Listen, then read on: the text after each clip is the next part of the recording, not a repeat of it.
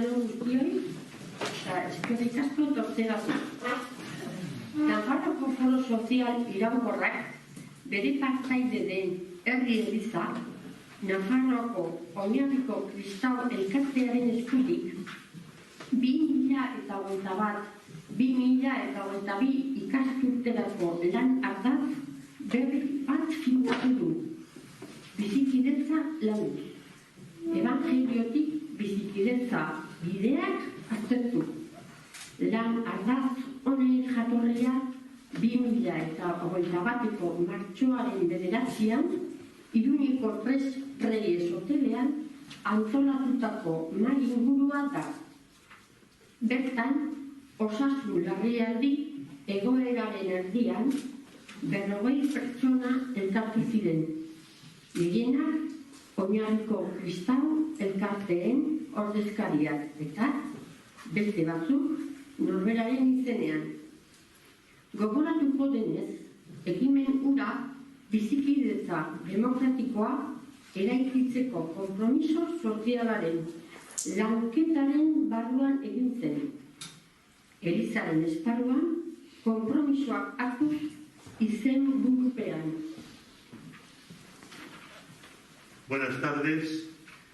El Foro Social Permanente de Navarra, bajo el impulso de Herri Eliza, Asociación de Cristianas y Cristianos de Base de Navarra, que forma parte de este Foro Social, ha decidido impulsar durante los cursos 2021-2022 un eje de trabajo titulado Tejiendo compromisos, discernir caminos de convivencia desde el Evangelio.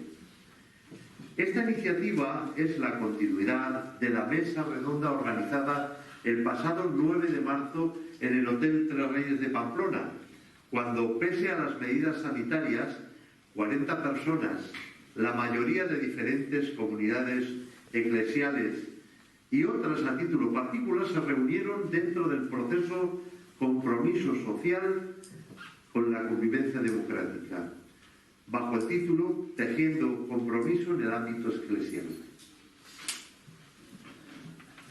Bide hartatik bizikidetzaren gaia Nafarroko Eliza Katolikoan baitan lantzeko interesa sortu zen. Izan ere, ordura arte esparru hau gai hauetatik kanpo zegoen erabat. Foro Sozial iraunkorrak sortu zenetik gogoeta publiko eta diskretuak bultzatu ditu hainbat eragile eta pertsona bakarka hartuta. Sindikatuak, ekonomia sozialean lan egiten duten erakundeak, biktimak, JCA, EAT, alderdi politikoa, parlamentua eta bat. Eta tartean, Eliza. De aquel encuentro surgió un interés por trabajar esta cuestión en un espacio, el de la Iglesia Católica de Navarra, que se ha venido manteniendo bastante al margen de estos temas. El Foro Social Permanente ha venido impulsando desde su creación espacios de reflexión públicos y discretos con numerosos agentes y personas a título individual, sindicatos, entidades que trabajan en la economía social, víctimas, ONGs, partidos políticos, parlamento, etc. La primera iniciativa de las 3 previstas la iniciamos ahora.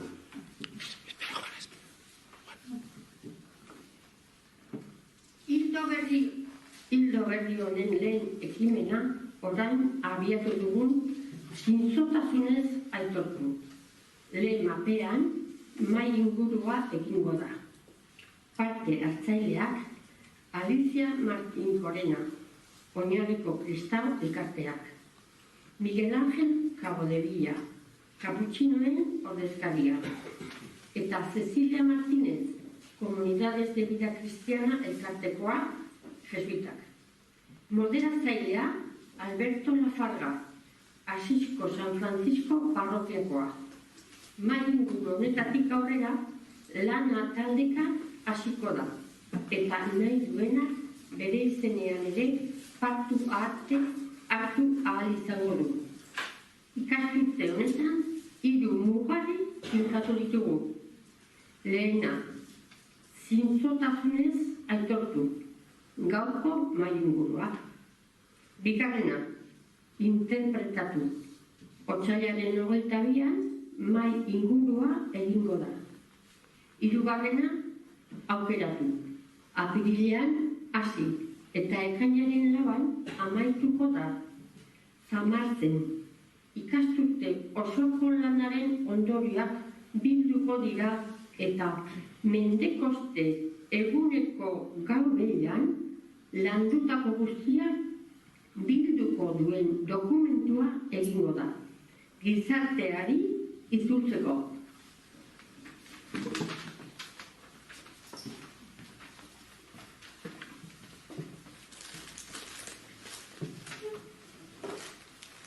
Buenas tardes, queridos amigas y amigos. El 9 de marzo del año pasado nos reunimos un amplio grupo de personas convocadas por el Foro Social Permanente, buscando analizar el papel eclesial en el fomento de una convivencia pacífica y justa. Como resultado de ese encuentro, nos dimos cuenta de la importancia de que los cristianos y cristianas aportemos nuestro granito de arena, siguiendo los pasos de Jesús en esta apuesta por el perdón frente a la crispación, la falta de diálogo e incluso el odio y la venganza tan presentes en nuestra sociedad. Una pregunta quedó abierta en ese momento.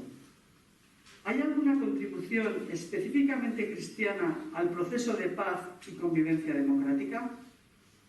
Por eso, un grupo de personas cristianas en el marco del Foro Social Permanente hemos querido buscar juntas la respuesta a esta pregunta abierta. Para ello, hemos preparado un pequeño programa que propone un proceso de discernimiento desde el Adviento hasta la Pascua, pasando por nuestro tiempo de conversión en Cuaresma. Reconocer honestamente nuestro papel en el conflicto, para interpretarlo a la luz del Evangelio y de la historia, que nos llevará a elegir lo mejor para esa convivencia pacífica y justa que todos y todas queremos para nuestra sociedad. Con este primer acto público hemos querido recoger algunos testimonios que nos abran al camino del coloquio y nos animen a la participación activa. Tenemos la seguridad de que al trabajar conjuntamente podemos llegar al discernimiento comunitario que nos enriquezca a todos y todas y que mejore nuestra convivencia.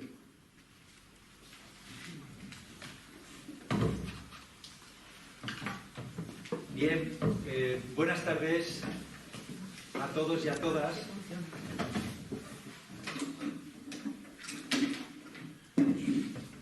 Buenas tardes a todos y a todas. Mi nombre es Alberto y pertenezco a la parroquia de San Francisco de Asís, donde pues un grupo de cristianos tratamos precisamente de hacer este proceso, de alguna manera, que acaban de explicarnos. ¿Cómo podemos, como cristianos, desde nuestros ámbitos distintos, contribuir a estos procesos de paz, de convivencia, de reducir la crispación, de buscar el encuentro, de facilitar el que podamos tener relaciones más justas y una mejor convivencia? Me va a tocar hacer la función de moderación, por eso empiezo simplemente explicando un poquito cómo vamos a hacer. Vamos a gestionar el tiempo de la siguiente manera. Tenemos 3 personas invitadas que ya acabáis de escuchar ahora mismo pues quiénes son, luego iré presentándolas a cada una de ellas y vamos a dedicar los primeros 40 minutos a escucharles. Ellos van a presentarnos de alguna manera desde su experiencia cuál es, creen, su contribución para facilitar este coloquio que queremos establecer hoy. La segunda parte tendremos otro espacio, pues aproximadamente de otros 40 minutos, en los que la voz la tendréis todos vosotros. Y lo que se trata es de crear un espacio que sea hoy ya, pues eso, de compartir, de opinar, de aportar, de construir entre todos. Por eso, fijaos que el tiempo lo gestionamos de una manera muy bien repartida, digamos, que la mitad del tiempo damos la palabra a los ponentes, pero la otra mitad creemos que debe darse al auditorio para que haya muchas aportaciones. Sin más, entonces, si os parece, vamos a empezar hoy. Queríamos en este primer acto, digamos, en este primer foro, que empieza este ciclo de este año que hemos planteado, que acaba de comenzarnos Pana, partir de un objetivo, que es ese reconocer honestamente en qué punto estamos. Es un punto de partida. Desde luego, si no reconocemos honestamente el punto en el que estamos en los procesos de convivencia, es difícil que nos podamos plantear cambios o retos. Ese punto de partida es el que fundamentalmente nos va a reunir hoy y vamos a tratar de profundizar en él. Voy a empezar entonces ya dando la palabra a Alicia Martini Corena, profesora de secundaria, en este momento jubilada. Ha estado en Ruanda desde el 69 al 73, es miembro de comunidades de bases desde hace muchos años y participó activamente en Gesto por la Paz. Alicia, cuando quieras, tienes la palabra.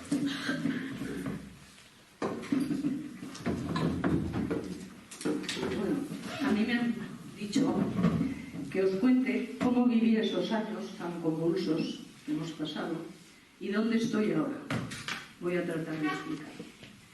A ver, a la vuelta de Ruanda, nuestro compromiso lo orientamos así. Primero, un compromiso político. Mi marido y yo nos afiliamos al Partido Comunista, aún en la clandestinidad, y entramos dentro de la corriente Cristianos por el Socialismo. ¿Os acordáis de Alfonso Carlos Comín? Era el líder. Bueno, nos pareció que era el mejor medio para defender los intereses de la clase trabajadora, de los menos favorecidos, y también de luchar por el fin de la dictadura. Fueron años duros aquellos. ¿Os acordáis, pues, del proceso de Burgos, de las últimas penas de muerte por parte del régimen, de la matanza de Atocha, nuestros compañeros abogados laboralistas por parte de la extrema derecha? Y bueno, ETA ya estaba matando y actuando. Muere Franco en el 75 y en el 77 la amnistía y las primeras elecciones. En diciembre del 77 no quedaba un preso político en las cárceles del Estado. Entonces nosotros creíamos que ETA pues dejaría de matar, que ya llegaba la democracia. Bueno, justo ese año en Anglet se reunieron todos el mundo, digamos, nacionalista, y todos deciden entrar por la vía democrática, excepto ETA militar, como sabéis, que siguió matando. Fijaos, en el 78, al año siguiente, la primera manifestación ya de repulsa anti-ETA la convocó el Partido Comunista de Euskadi. Fue a la muerte de un periodista de Bilbao y convocó la primera manifestación en su pueblo, en Portugalete, y bueno, pues fueron solo los afiliados del partido, unas 200 personas había, y ya en esa primera manifestación hubo la antimanifestación, la gente de los alrededores de ETA, pues gritándoles por ETA militar, etc. Pero nosotros lo teníamos muy claro, o sea, creíamos que ETA, además de matar inocentes y de producir mucho dolor, pues perjudicaba a la sociedad, a Euskal Herria y a la izquierda también. ¿Por qué? Pues porque al primar la supervivencia, pues subordinaba la resolución de los problemas sociales y políticos que en ese momento, y ahora también, ¿verdad?, eran muy gordos, ¿no? O sea que nos parecía que ETA nos robaba la democracia que empezaba. Fijaos que en los primeros años, entre el 78 y el 81, en los 3 años, ETA mató a 207 personas. O sea, muchísimo más que durante los años de dictadura. Justo al revés de lo que nos parecía, ¿no? Y todos los años, toda la década de los 80 fue terrible. Y eso que teníamos una democracia con milbanes y con muchos nubarrones. Si os acordáis, en el 78, en ese mismo año, era el tiempo de Martín Villa, que estos días está en la prensa, ¿verdad? Pues Vitoria, 5 muertos, la Plaza de Toros de Pamplona, Germán Rodríguez muerto, ¿os acordáis? Bueno, nosotros después, un poco más tarde, en el 85, confluimos el Partido Comunista, digo, confluimos con gente proveniente del mundo nacionalista, con ella, y formamos Euskadiko Ezkerra, Izquierda por el Socialismo. Fue un intento de hacer una izquierda no violenta en Euskadi que uniera las dos sensibilidades, la de izquierdas y la nacionalista. Bueno, ya veis que no logramos mucho, no logramos nuestro objetivo porque hacia el 93 por ahí pues el partido se disolvió, unos se fueron al PSOE, otros a partidos nacionalistas. Ramón y yo nos fuimos a casa porque creíamos en ese intento de unir, ¿no?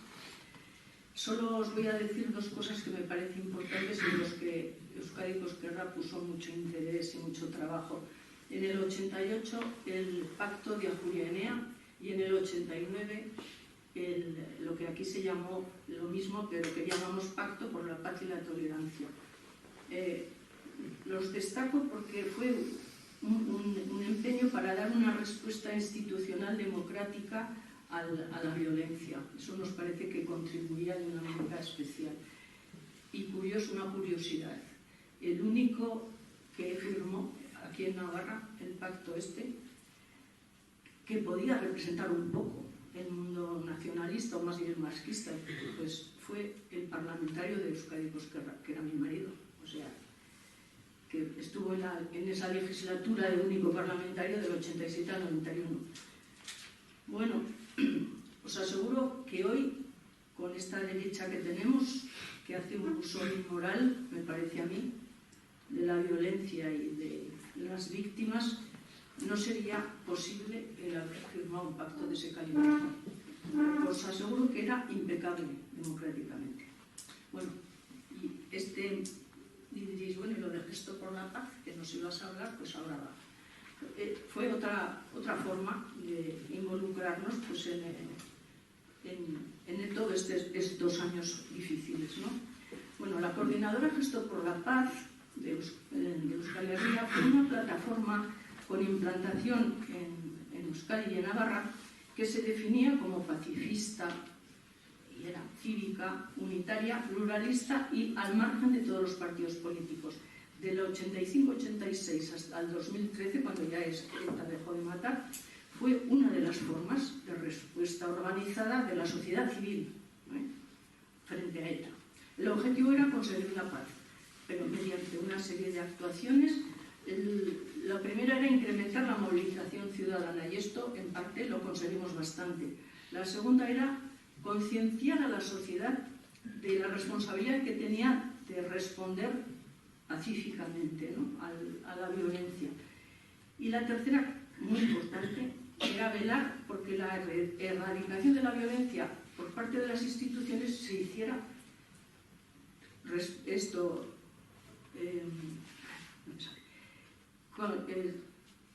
desde, me he cortado y ahora sigo, dentro de la legalidad, voy a mirar, y el respeto a los derechos humanos, que eso nos parecía fundamental. Y luego también fomentar la cultura de la paz más de cara a la juventud y a la infancia, ¿no? Bueno, era muy sencillo lo que hacíamos. Al día siguiente de cualquier muerte violenta, fuese de un lado o de otro, cualquier muerte violenta, pues hacíamos una concentración silenciosa de 15 minutos en diferentes sitios de la comunidad vasca y de Navarra. Bueno, además también se convocaba o se secundaban manifestaciones o otro tipo de actos. El origen, precisamente, de Gesto por la Paz era a partir de gente de comunidades cristianas, que en los últimos años de 70 pues había pequeños grupos de militantes cristianos en Euskadi y aquí que se reunían para reflexionar sobre la violencia de tipo político, de origen político, y a veces pues también salía a la calle en pequeños grupos cuando había algún atentado.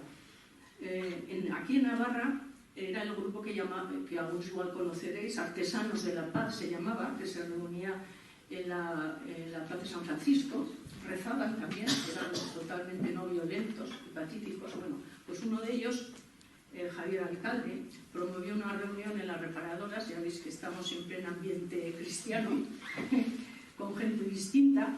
Bueno, y de ahí salió pues, la Asociación por la Paz de Euskal Herria, que se llamó así, y la primera manifestación que hicieron fue en el agosto del 86, cuando mataron pues, a un militar, a José Picatoste. Bueno, luego se unió a la coordinadora del resto de Euskadi, llamándose el Gesto por la Paz de Euskal Herria. Los primeros años, bueno, al principio éramos muy poquitos, fuimos creciendo y llegamos hasta en Navarra, hasta 28 grupos en distintos sitios, y a nivel global con Euskadi hasta 200 grupos que nos concentrábamos. Bueno, primero en la Plaza del Ayuntamiento, luego en la Plaza de la Cruz y poco a poco en otros lugares de Pamplona y de pueblos también. A veces era muy duro, sobre todo según qué pueblos. En Etxarri-Aranaz, por ejemplo, fue pues terrible, porque se reunían primero 15, luego 11 personas, eran 10 mujeres y un hombre en Etxarri-Aranaz. Y bueno, había una contramanifestación terrible, de igual 30, 40, 50 personas chillándoles, siguiéndoles hasta casa, etc. O sea, que a veces no era tan sencillo este trabajo, digamos. Bueno, a partir del 93, de 1993, pues ETA hacía unos secuestros muy largos, recordaréis el de Iglesias y otros. Y entonces es cuando pusimos lo del lazo azul, como una forma de repulsa de la violencia, no solo puntualmente un día, sino llevar el lazo azul que habitualmente, ¿no? Y estuvimos, recuerdo, del 95 al 97, más de 2 años, todos los lunes haciendo también concentraciones, siempre que había algún secuestrado. Y claro, pues fue el de Iglesias, pero luego fue el de Endaya y luego fue el de Ortega Lara, que recordaréis muchos, el del Cló. Bueno, realmente, sobre todo a partir del 93, cuando ETA decidió que había que socializar el sufrimiento, fomentaron las contramanifestaciones. Y sobre todo la gente de Gesto por Amnistía, la gestora pro Amnistía, pues eran los que venían. Y bueno, pues muchas veces eran mucho más numerosos que nosotros.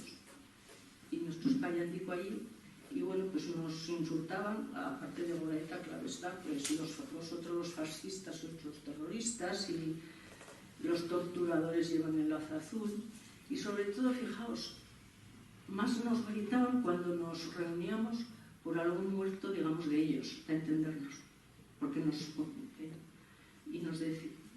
voy a decir la frase que les decía: salid por vuestros muertos, no por los nuestros. Bueno, nos tiraban en la plaza, pues me acuerdo, tornillos y monedas, tuercas, en otros sitios huevos, bueno, así era.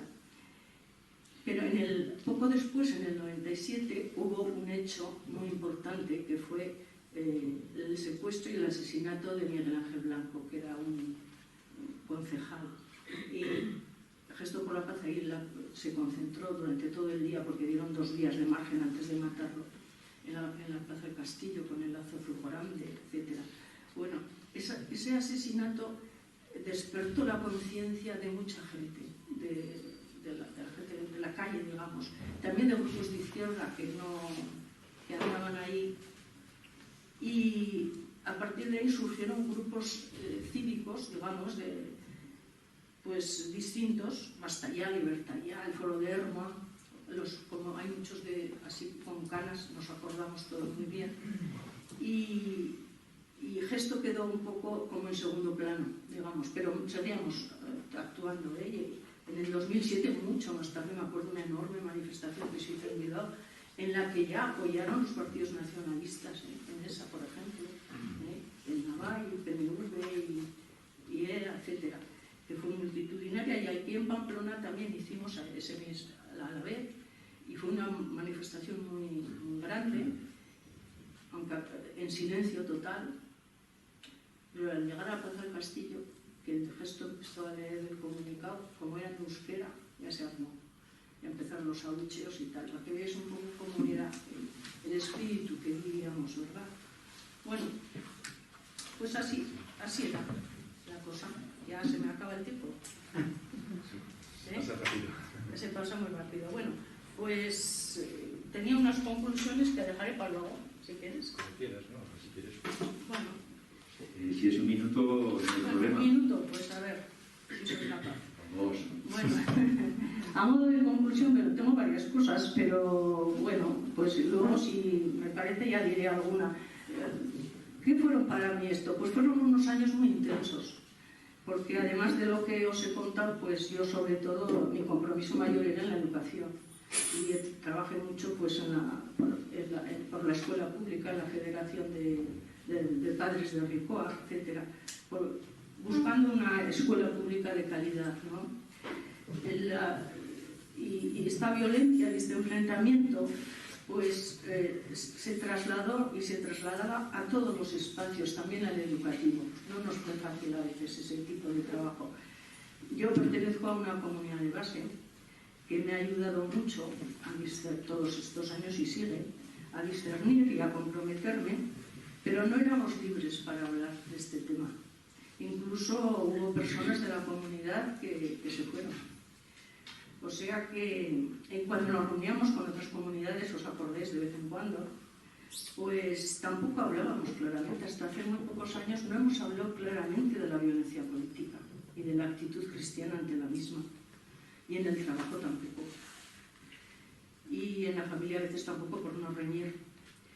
Y esa violencia de ETA que impregnó la sociedad, también incluso yo, en mi familia y en mi entorno próximo, nos ha llegado ya la directa, ¿no? Os quiero decir que, por ejemplo, en mi cuadrilla había 3 personas que estaban amenazadas. Uno por ser del PSOE y tener cargos dentro del PSOE y ser de Gesto por la Paz. Otro por ser profesor de la Universidad de la UPV, de la Universidad Vasca, y escribía y tenía una actitud contraria a la violencia. Otro por ser gerente de una empresa, que le pidieron el impuesto revolucionario varias veces, no pagó, y había que tener cuidado. Y incluso mi marido, que tuvo que esconderse unos días por aviso de un posible atentado, y un familiar que también le envió impuestos. O sea, pues ese era el ambiente que he vivido. Sin embargo, y creo además deciros que además de lo que os decía de la muerte y el dolor que ETA produjo, pues pienso que el asesinato y la violencia deshumaniza a la sociedad, y eso pasó. Yo creo que eso no deshumanizó la sociedad. Y yo creo que es justo lo contrario de lo que como cristianos decimos que queremos promover, ¿no? Queremos promover precisamente pues, una sociedad cada vez más humana, ¿no? Pues eso ya me parece que fue lo contrario. Y otra cosita y me cae. Bueno, y también pienso que estos 50 años casi que ha durado esto, hemos gastado mucho dinero y mucha energía por esta causa, que podía haber servido para mejorar la vida de muchas personas aquí y más lejos, en los países empobrecidos. Creo que hemos vivido y seguimos viviendo mirándonos demasiado al ombligo. Y pienso que una buena contribución de los cristianos sería preocuparnos de lo esencial. Eso yo lo aprendí en África, fue la mejor lección. ¿Y qué sería lo esencial? Pues para mí resolver los problemas sociales importantes. El paro, la gente que vive en una habitación. Aquí, y más lejos, los 700 millones que tenemos de pobres, que con el cambio climático van a ser 100 y pico más de millones dentro de unos pocos años. Y aquí nosotros con la tercera dosis de la vacuna, pues nos van a poner porque no sabemos qué hacer con las vacunas, y el 5% de África solo vacunado. Bueno, yo creo que eso, el trabajar por los demás y por los más empobrecidos, nos haría más felices y pienso que nos uniría más, haría una sociedad mejor y por lo menos tendría que unirnos más. Y las demás cosas dejo si puedo luego, si no, sí. Ellos os dirán mejores Muchas gracias. reflexiones que yo. Ciertamente voy a cortar, pero en los últimos minutos precisamente has lanzado justamente ese objetivo que perseguíamos, ¿no? Es reconocer honestamente dónde estamos. ¿Qué aportación te parece que puedes hacer? Yo creo que yo he tratado de recoger unos apuntes que luego me coloquio, seguro que podemos volver sobre ellos. Entonces, seguimos ahora con Miguel Ángel. Miguel Ángel Cabo de Villa, fraile capuchino, vivió en Ansoain 10 años, del 74 al 84, atendiendo a la parroquia. Y al mismo tiempo siendo lo que entonces se llamaba cura obrero. Ese año, el 84, ya fue de misión a Guárico, un lugar amazónico, ecuatoriano, en los límites con Colombia y Perú. Allí permaneció, con algunas momentáneas interrupciones, 30 años. Luego ha vivido brevemente también en la Sierra de Codes y en Tudela, para decalar hace unos años en esta iglesia, en esta parroquia, en este entorno que hoy estamos en San Antonio. Miguel Ángel. Bueno, como veis, en una buena parte de mi vida la he pasado fuera, pero he intentado recordar un poquito los años 70, ¿no? que viví aquí y el comienzo de los 80. Y lo recordaba con esa frase que aquí suena un poquito grosera, pero en América no suena así. Esa palabra no tiene ninguna significación grosera. Esa frase ya tan conocida que aparece en la novela de Vargas Llosa, ¿no? Conversación en la catedral. La catedral es un bar de Lima. Y que un hombre, ¿no? Un personaje le pregunta al otro: ¿cuándo se jodió el Perú, Zabalita?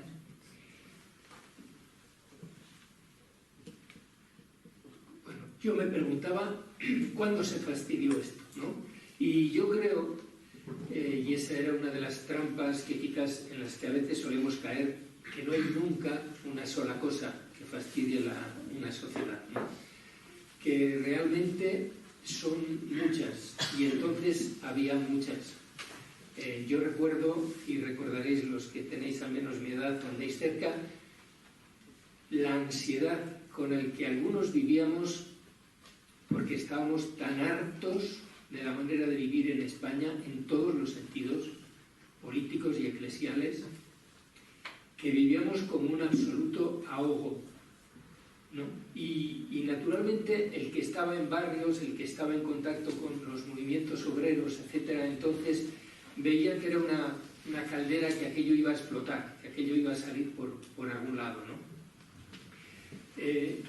Yo, como diré luego, a mí me parece muy importante siempre el relato de los hechos, ¿no? Es vital hacer un buen relato. Todavía no hemos hecho un buen relato de la guerra española, así que nos va a costar un poco ponernos de acuerdo en un relato de estos 50 últimos años, seguramente, pero es muy importante. Yo algo de lo que recuerdo es de mis errores y de nuestros errores en aquel tiempo. Y pienso que todos los errores eran simplemente por ignorancia. Ahora pienso que yo era muy ignorante, que no teníamos buenos maestros, porque de una larga noche no se puede salir con mucha luz. No había gente con experiencia, no había gente que supiera guiarnos a los que entonces teníamos poco más de 20 años, ¿no? Y nos equivocamos mucho. Yo así lo creo sinceramente, ¿no? Nos equivocamos, pero nos equivocamos porque no sabíamos muy bien por dónde salir. Yo veía a mis compañeros de trabajo, cuando trabajé en la construcción, en cosas de esas, ¿no? A la gente más sencillita, ¿no? Que era también que participaba de alguna manera en algunos partidos de extrema izquierda. Yo los veía tan despistados como estábamos dentro de la iglesia. Para mí, en aquel momento se adoptaron cosas que en Europa estaban de vuelta. Ahora me doy cuenta, ¿no? Ahora, después, cuando he leído mucho más, me doy cuenta que entonces algunos propusieron como una salida ideas que estaban más que terminadas en muchas partes de Europa, ¿no? Pero eso era España, eso fue España, ¿no? yo la primera cosa entonces que quisiera, que he recordado para mí y que me parece muy importante en este momento y para nosotros los creyentes, es que las cosas son complejas, son muy complejas, muy complejas. Y uno tiene que mantener la curiosidad, tiene que escuchar mucho, tiene que leer mucho. Yo siempre digo que una cosa son las ocurrencias y otra cosa son las ideas. Estamos llenos de ocurrencias, ¿no? Y llenos de opiniones y muy pocas ideas. Lo que hace avanzar el mundo, las sociedades, son las ideas bien trazadas. Otra cosa que a mí me parece que, no sé, me parecía que puede ser interesante, o para mí lo es, desde el punto de vista cristiano y también social y político, es el tema del perdón. A mí la palabra perdón me parece que conduce a muchas confusiones, Ernest Renan decía que la existencia de las naciones, todas ellas, sin excepción, llenas de sangre y de conflictos, dependía del perdón. Pero la palabra perdón es una palabra muy complicada de utilizar. A mí me parece que el perdón es sobre todo, es una cuestión personal. Utilizarla en términos sociales o políticos a mí me parece que es muy peligroso, ¿no? De hecho, por ejemplo, no existe un perdón jurídico, no existe, ¿no? Cuando uno comete un delito, lo que existe es la pena, ¿no? Si te pillan, claro, si te pillan y te quieren condenar, es la pena, y después puede haber una medida de gracia como la amnistía, pero no existe el perdón. Existe una ley que se aplica. El perdón a mí me parece que es un mecanismo personal, ¿no? Y absolutamente subjetivo, ¿no? Y entonces, como precisamente es subjetivo, pues no tiene ninguna norma especial como perdón subjetivo. Yo puedo perdonar 70 veces 7, si quiero, pero sabiendo que eso no tiene una aplicación social y política, que es otra cosa, que son otros términos, que es otra dimensión diferente de la del perdón, ¿no? Si alguno de vosotros habéis leído un libro que a mí me pareció impresionante sobre el tema del perdón, escrito por casi todos, la mayor parte son judíos, está escrito por un judío, Simón Wiesenthal, que se titula Los límites del perdón y que habla fundamentalmente de las matanzas de los judíos por los nazis, ¿no? Veréis ahí las 30, 40 personas que intervienen, lo complejo que es. A mí me sorprendió la manera. Nosotros los cristianos provenimos del judaísmo, tenemos muchas cosas del judaísmo, pero hemos cambiado su concepto del perdón. Para ellos, para un judío, arrepentir significa reconocer el mal, apartarse del mal y entregarse a Yahvé, que en este caso, en términos sociales, sería volver a la democracia, volver a la mayoría, escuchar las normas, volver a la paz, ¿no? Pero este reconocer el mal, los judíos lo llevan a rajatabla, ¿eh? Por ejemplo, ellos dicen que nadie puede perdonar a un asesino, nadie. Porque la víctima, el único que te podía perdonar, ya ha muerto. Y nadie puede perdonar en nombre de otro. Solamente podemos perdonar el mal que nos hacen a nosotros, no a otra persona. Es a esa persona a la que hay que pedir perdón, según los judíos. De tal forma que ni siquiera Dios puede perdonar, según ellos, un crimen. Porque es la víctima, el único garante del perdón. Naturalmente, los judíos, cuando ellos dicen que hay que apartarse del mal, ellos hablan también de que es muy fuerte para ellos, hay que compensar el mal. Hay que compensar el mal hecho. Yo he escuchado durante estos días últimos, porque por mi mucho tiempo fuera no había oído tanto, he escuchado una serie de vídeos pues que ahora se pueden ver en YouTube, como sabéis, estas cosas que han pasado aquí en los últimos años de conversaciones, de debates, etc. He visto, por ejemplo, esa película que habéis visto tantos, Maisabel, ¿no? Por ejemplo, ahí os fijáis, cuando le pregunta, uno de ellos le pide perdón, ¿no? Y en una de las entrevistas fuera de la película, la Maisabel dice que a ella efectivamente le pidió perdón y ella no contestó nada, no contestó ni sí ni no, porque ella dice, yo no soy cristiana, yo no entiendo el perdón, y yo lo que intento es simplemente dar una nueva oportunidad. Me impresionó también leer una biografía de un muchacho de ETA, que todos lo habéis oído seguramente, que luego escribió un libro de su experiencia.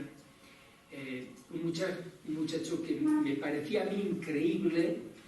Bueno, también en esa película es increíble, ¿verdad? Que maten a personas que no conocen, que no tienen ni idea de quiénes son.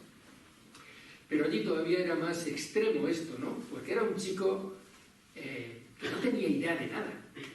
Y él se preguntaba cuando ya estaba en la cárcel, ¿por qué yo y tantos de mis amigos hemos entrado en algo que nos ha destrozado la vida sin saberlo? Bueno, eso quiere decir, me imagino, no sé cómo lo veréis vosotros, pero eso quiere decir que efectivamente el mal y la violencia es uno de los peores males, porque además es enormemente contagioso y tiene muy mal remedio.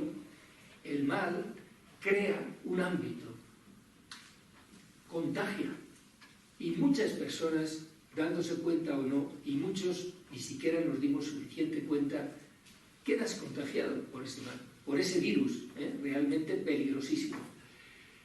No podemos pensar que en nuestro país, en esta parte de la que hablamos de España, ¿no?, es solamente ETA la que ha hecho violencia. Naturalmente, todos nosotros lo sabemos que no es así, ¿verdad? Y que ETA no solamente era ella la que estaba al frente de estas acciones, ¿no?, sino que había gente muy interesada. Y ahora voy a decir una última cosa. ¿Cuántos minutos me quedan? 3. Voy a decir una última cosa porque vale tan poco como las anteriores. Pero bueno. A mí me parece, una última cosa que quiero decir sobre los creyentes, ¿no? Nosotros. La iglesia que yo conocí, la iglesia institucional que yo conocí, era una iglesia fundamentalmente franquista. Por lo menos yo así la vi. Era una iglesia que se había acostumbrado mayoritariamente en España, mayoritariamente, a un estado de cosas en la cual había tenido y tenía un gran poder, ¿no? La iglesia naturalmente ha cambiado por muchas cosas, sobre todo, pienso yo, es simplemente mi idea. La iglesia institución ha cambiado sobre todo, y está cambiando, por los palos, por la deserción. A mí me parece que mucho menos por el pensamiento, mucho menos. Yo no...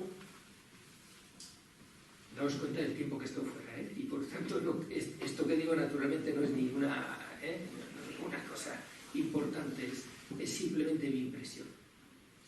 Yo no he encontrado, no he podido leer, no he leído ninguna reflexión muy seria, muy sincera sobre la violencia. Yo no he leído un relato hecho por la Iglesia, aunque algunos he leído que me gustaron y que fueron muy rechazados en España, donde intentaban hacer un relato más equitativo de lo complejo que había sido en nuestra tierra todo este tiempo, ¿no? Y quería deciros, por terminar, que las personas que pensamos así dentro de la Iglesia en Navarra probablemente somos pocos, que ya los cristianos en Navarra somos pocos y nosotros somos la minoría de la minoría, ¿no? Y que eso lo tenemos que tener en cuenta, ¿no?, a la hora de programar cualquier cosa, pero saber y tener presente esto, que la mayor parte de las verdades que se imponen salen de las minorías, casi siempre. Las minorías, dentro de las minorías, suele haber, como contaba ella, a veces la fuerza, la energía y el valor para hacer cosas que las mayorías no se atreven, o no pueden, o no ven, ¿no? Bueno, nada más, muchas gracias. Bien.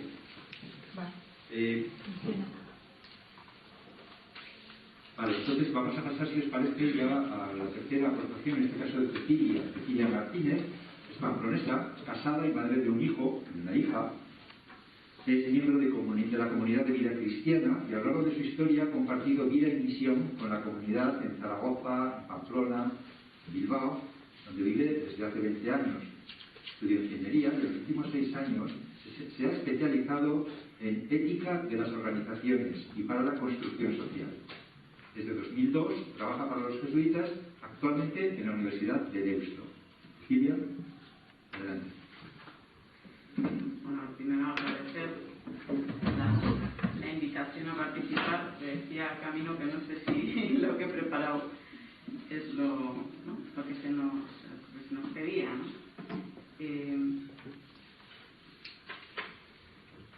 Yo soy algo más joven, soy algo más joven. Yo en los años duros de ETA que comentaba Camino estaba estudiando en Zaragoza. Lo digo porque era una de las cosas que le planteaba a Alberto en mi presentación, porque mi experiencia de fe ha estado marcada por esa itinerancia en distintos lugares geográficos, que también son distintos lugares políticos, y de percepción de la violencia, ¿no? De la violencia en este caso de ETA, ¿no?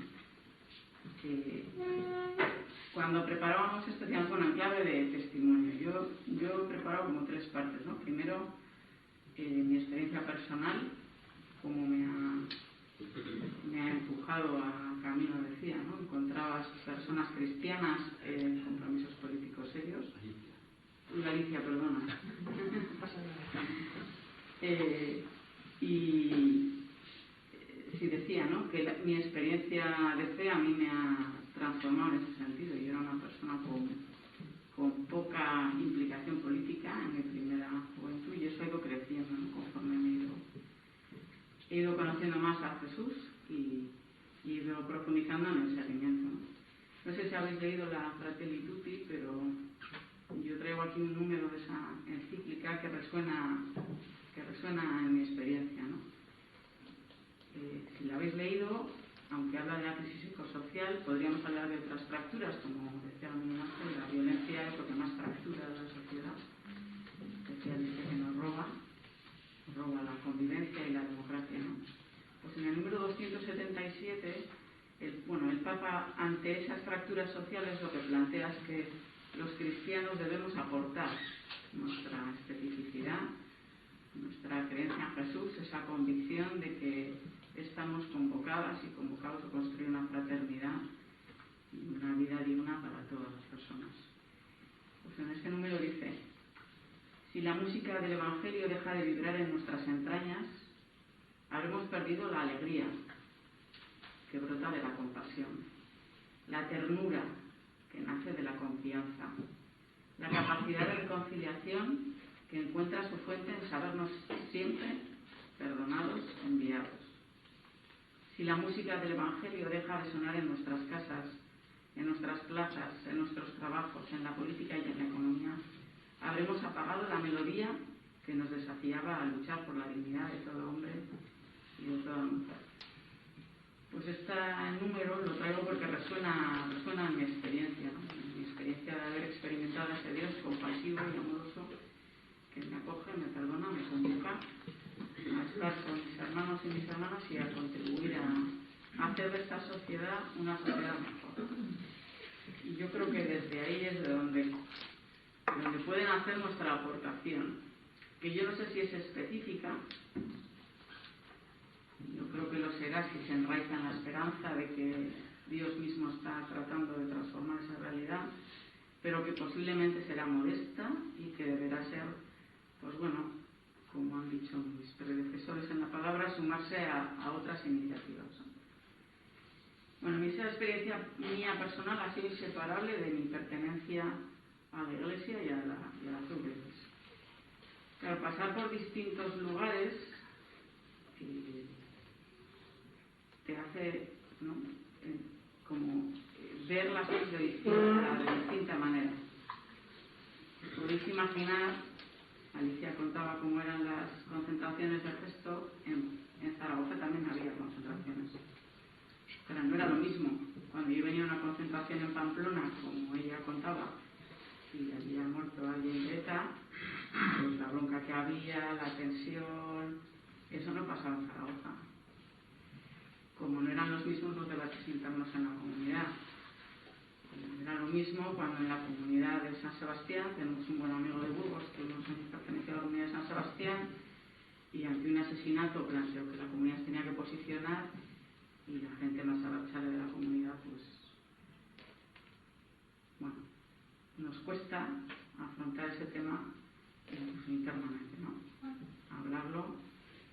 Pero sí que en mi experiencia, compartir fe, vida y trabajo con personas con identidades y culturas distintas, a mí me ha ayudado primero a reconocer la mía propia, a hacer mi propio relato identitario y a reconocer el de las personas diferentes. Y aunque a veces no esté de acuerdo, a poder respetarlo. Algunas experiencias, cuando hablábamos de algunas experiencias que han podido contribuir a eso. Y yo destaco algunas porque en mi historia son importantes. Entre los años 84 y 94, las comunidades del norte de España organizábamos una Pascua juvenil en Loyola. En la celebración del sábado, yo formé parte del grupo que organizaba, y por opción la celebración del sábado en la Basílica. Durante algunos años, especialmente a partir del año 89, venía gente incluso del sur de España. Y bueno, pues había una cierta bronca. Vamos a ir a la Basílica, no entendemos nada, todo es en euskera, todo... Bueno, pues va a ser en la Basílica, porque celebramos a Jesús resucitado, celebramos con la Iglesia, y la Iglesia de este lugar habla en euskera, tiene una identidad diferente. Bueno, pues esa, ¿no?, el cuidar eso, el hacer una cierta pedagogía, una catequesis, le llamamos, ¿no?, invitando incluso a gente del pueblo a hablar sobre eso, pues yo creo que fue algo que nos fue ayudando como comunidad a reconocer las diferencias e intentar no exacerbarlas o no vivirlas como confrontación. Más recientemente, cuando en el octubre de 2017 saltó, hubo la violencia que se generó en Cataluña en torno al referéndum por el proceso catalán, pues yo formaba parte de nuestro Consejo Nacional. Y dos de las personas del Consejo, un compañero de Zaragoza que tiene... En general, CVX es una comunidad que se posiciona poco políticamente. En algunas ciudades, en Valencia, en Zaragoza, en Bilbao, pues hay más personas con inquietud política y que tienen incluso militancia en partidos o puestos de responsabilidad política. Pero en general, en la comunidad no se habla de política. Claro, cuando nosotros planteábamos que no nos podíamos quedar callados ante una situación de violencia, pues hubo sus debates, sus diferencias, costó mucho, hicimos un posicionamiento que, como os podéis imaginar, fue mal recibido, porque a algunos les pareció muy tibio y otros decían que qué hacíamos nosotros hablando del proceso catalán. Pues, pero lo que estaba en el fondo de la propuesta que hacíamos este compañero de Zaragoza y yo es el reconocimiento del dolor y del sufrimiento de personas de nuestra comunidad, de hermanas y hermanos nuestros que estamos sufriendo. Me da igual los independentistas y los no independentistas que se tenían que callar ante la presión que había dentro de la comunidad. Y como comunidad no podemos permanecer impasibles ante eso, o por lo menos eso era lo que pensábamos. De eso que salió, bueno, pues yo la pregunta que nos hacíamos era: si no somos capaces de hablar entre nosotros, ¿cómo vamos a contribuir al debate político o a la convivencia social? Si como comunidad no estamos cohesionados y defendemos la vida, el respeto a la dignidad y los derechos humanos, ¿cómo una sociedad que lo haga. Bueno, pues, la sesión que hablaban en marzo, Miriam compartía un poco lo que salió de aquello. Lo que pedimos a nuestro equipo de sociopolítica, tenemos un equipo nacional formado por 4 personas que tratan de apoyar en esta dimensión sociopolítica de la comunidad. Y les pedimos ayudar a la comunidad a hablar honestamente sobre estos temas, a afrontar diálogos difíciles sobre cuestiones sociales, de justicia o de... Bueno, pues hicieron un primer fin de semana en el que invitamos a 15 personas distintas. A algunos me costó bastante convencerlos, en concreto uno de ellos de Pamplona, pues que estudiar los catalanes, unos pesados con los procesos y la diferencia, y bueno, pues nos suena, ¿no?, a otras cosas que nosotros hemos vivido aquí en otros momentos de nuestra historia. Al final de aquel fin de semana, en el que a través de la pedagogía de los ejercicios fueron compartiendo, esa persona me decía, no era consciente del dolor que experimentan las personas nacionalistas con las que había estado. Había gente radical, había catalanes, yo digo que también nacionalistas españoles, pero me correrían a gorrazos. Bueno, pero el aprendizaje de eso ha sido, y en ese proyecto está implicada Miriam, es hacer un proceso más largo, implicando a más comunidades para tratar de aprender de eso. ¿Cómo podemos poner nuestra espiritualidad al servicio de procesos de diálogo sobre cuestiones difíciles dentro de la Iglesia o sobre cuestiones sociales? Bueno, y en tercer lugar, para no enrollarme mucho, alguna experiencia del ámbito profesional. Yo trabajo en el ámbito de Iglesia desde el año 2002. Empecé a trabajar en la curia de la compañía, en lo que entonces era la provincia de Loyola, del País Vasco y Navarra. Cuando yo entré, eran los últimos coletazos de una cierta separación entre ellos. También los jesuitas tienen dificultades para hablar de estas cosas, los que se sienten muy vascos, los que se sienten muy navarros, los que se sienten españoles. Bueno, pues ese cóctel ahí estaba. Y voy a destacar como 2 experiencias. Una, un encuentro que hicimos cuando casi la provincia iba a desaparecer, porque se integraba en la provincia de España. Hicimos un encuentro, todos los años hacíamos un encuentro en el que participaban en torno a 120 personas de todas las obras y comunidades vinculadas a los jesuitas. Y aquel lo centramos sobre la convivencia y la cuestión política. Y hubo un evento que marcó el tono del encuentro y invitamos a 4 personas con identidades distintas, ¿no? Una persona que se siente vasca y no española y no vasca, o, bueno, ya sabemos, ¿no?, las identidades, 4 personas. Bueno, pues les pedimos que hablaran de su relato, que comparto con Don Ángel, de su relato personal, cómo habían construido su identidad y sus pertenencias políticas. Se generó un ambiente en el que hubo una persona incluso que se reconoce española y vive en San Sebastián y ha tenido responsabilidades políticas, con lo cual ha sufrido amenazas y muchas de las cosas que comentaba Alicia. Bueno, pues dejó atrás los papeles y habló desde el corazón.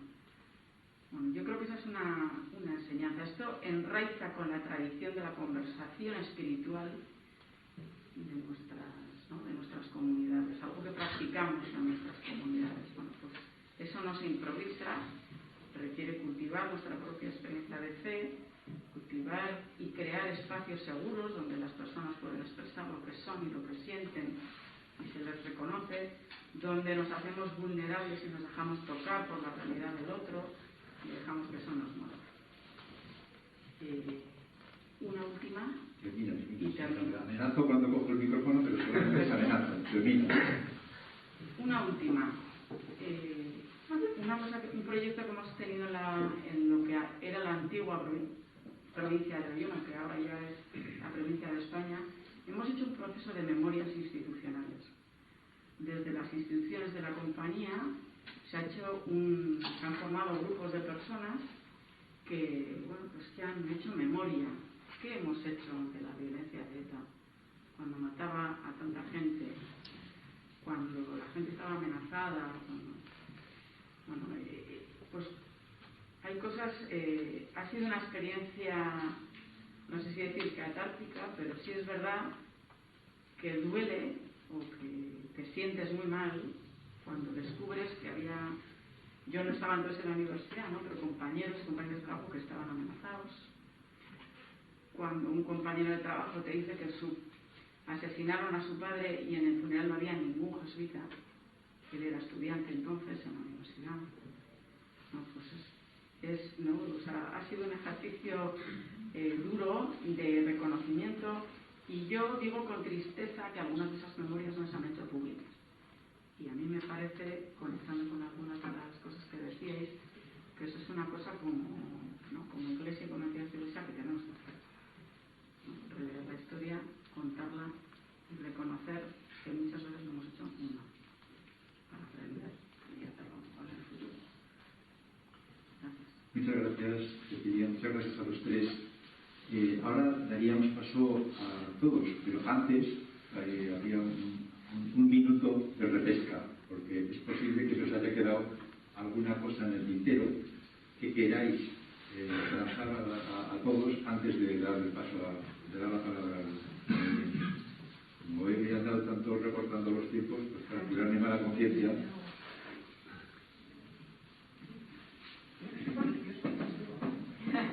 Mira, yo quería compartiros una cosa de un libro reciente que se titula Decálogo del buen ciudadano, que habla expresamente sobre las víctimas. A ver qué os parece. Leo textualmente, porque el tema de las víctimas, la víctima es el héroe de nuestro tiempo.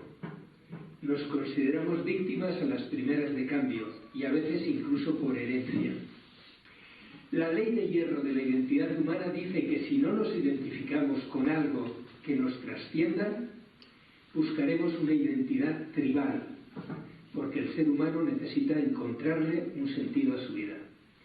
Y pocas identidades tribales son tan atractivas como la de un grupo perseguido. En un mundo con identidades líquidas, la víctima tiene una identidad sólida, precisa. A mí, a mi partido, a mi pueblo, nos hicieron esto y lo de más allá, con lo que ahora ya mi vida cobra un sentido. La victimación debilita, diluye los movimientos políticos que realmente quieren cambiar las cosas. La cultura de la víctima nos paraliza, nos hace inmaduros, no nos deja asumir nuestra responsabilidad. Implica que son los otros, los agresores, quienes deben cambiar. La víctima legítima es la que quiere dejar de serlo. Fomentar la victimación es, de nuevo, especialmente distinto. El foco no se pone en la capacitación de la víctima, sino en la reprimenda al agresor. La meta no es la dignidad de cada individuo, sino de los sectores agraviados. Entre ser víctima y desarrollar una cultura de la victimación hay un abismo conceptual. Termino. La cultura de la victimación incita al odio. Nos hace más egoístas. Sentirnos víctimas nos da una patente de corso para abandonar las convenciones morales y entregarnos sin remordimiento al egoísmo.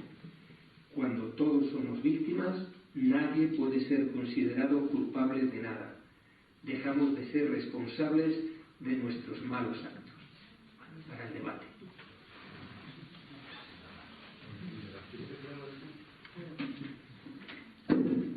Yo quería confesarme, hacer un mea culpa, porque aunque ha parecido que tenía muy claro la idea de que hay que hacer ante la violencia, o por lo menos eso he intentado en mi vida, sin embargo tengo que confesaros que cuando al principio pues ETA mató a González, que era un torturador, o a Carrero Blanco, que era el sucesor de Franco y tal, pues que no me dolió nada, que casi, bueno, no me pareció tan mal. Que no sé si canté lo de Bolo Bolo y tiré el jersey para arriba, no me acuerdo.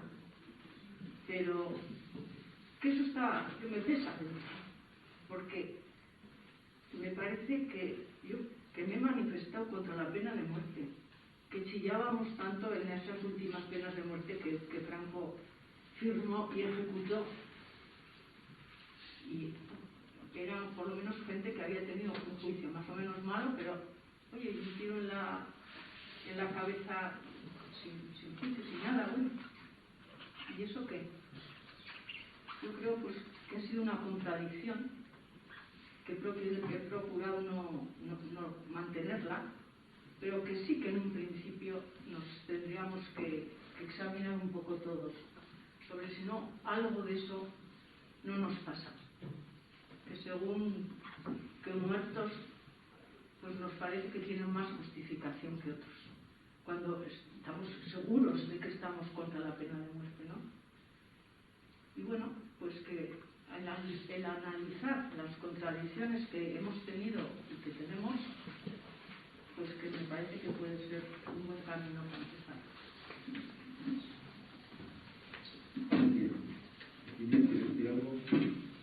Yo desde mi experiencia en la universidad sí decir que tenemos una deuda con la gente joven.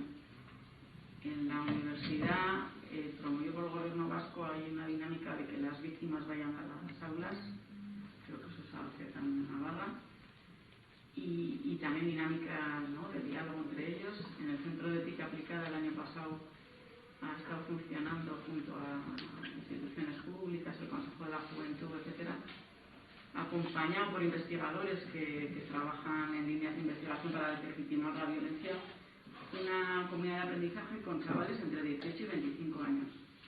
En general dicen que no saben qué ha pasado, no les hablamos de lo que ha pasado.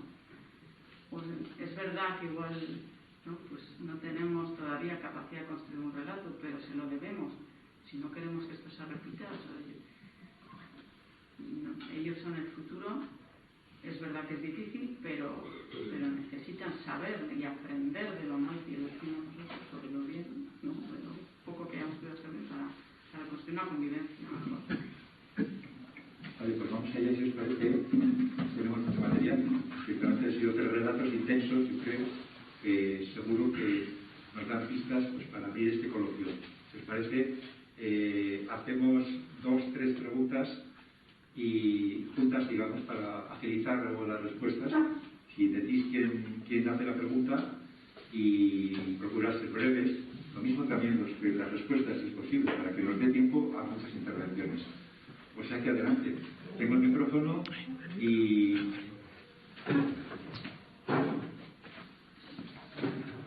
Sí, es que tenemos que... Si no, cogemos el sonido. No, que quería ayudarme como tú, o sea, no hay problema. Vale. Cógelo. A ver, levantad la mano si queréis y así entonces... Aquí delante tienes una persona que Fernando quiere decir algo. Bueno, por romper el fuego, con perdón. Gracias, Alicia, porque me ha recordado viejos momentos que hemos compartido también con Ramón. Y bueno, es cierto que los recuerdos son diferentes, aunque se hayan vivido en lugares iguales y con una cercanía. Eso nos va a hacer difícil construir un relato, pero nos va a hacer un relato múltiple, diverso, enriquecedor y yo espero que inclusivo. Eso se lo debemos a la gente joven, pero también nos lo debemos a nosotros mismos. Y la dificultad de construir un relato de tiempos pasados es que, como ponen las viavesas del cristal, en silencio se viaja más seguro. Y hemos viajado en silencio mucho tiempo. Pero en todas las mesas en las que he estado, y recuerdo muchas de distinto tipo, por mi compromiso con el Foro Social, entre otras cosas, cuando se habla de víctimas, parece que todos sabemos de quiénes estamos hablando. Y eso no es exactamente así. Hay víctimas y victimarios de distinto signo, de distinto estamento. Hay víctimas que se reconocen tarde, pero que están, otras que todavía no se han reconocido. Hay víctimas de sus propios errores y hay una víctima social que no le gustará reconocerse porque tiene que reconocer también sus errores. yo quisiera tener la empatía de reconocer a todas las víctimas por igual, incluidas las de Benito Manzana.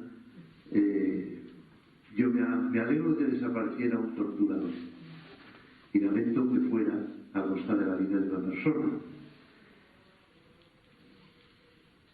Venimos de un tiempo pasado que yo siempre he conocido en mi vida, pero también he conocido la represión y he conocido la tortura, carnes propias, pero sí muy cercana, todo ese tipo de crispaciones brutales creo que son necesarias para hacer una reflexión profunda desde la vivencia cristiana.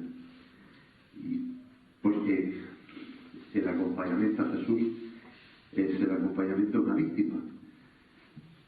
Pero curiosamente es una víctima que al final triunfa sobre sus victimarios.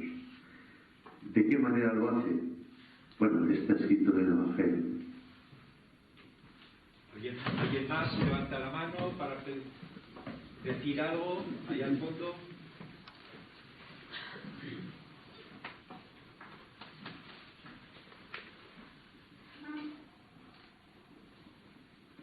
Hola, buenas tardes. Soy Dani Sarategui y lo primero quiero agradecer la oportunidad que se nos está dando de escuchar estos testimonios, ¿no? Estoy un poco nervioso, porque esto me revuelve mucho, evidentemente, como a todos, ¿no? Entonces, sí que he echado... Voy a empezar con la crítica y después sigo con las alabanzas. He echado en falta otra voz en esa mesa. Ha habido un momento en que estaba escuchando y pensaba, bueno, pues parece que aquí el sufrimiento solo ha sido de una parte. Es verdad que se ha señalado después en algunos momentos, aunque creo que sí que ha habido, sí que ha habido, es evidente que ha habido otro sufrimiento y que ha existido y que existe, ¿no?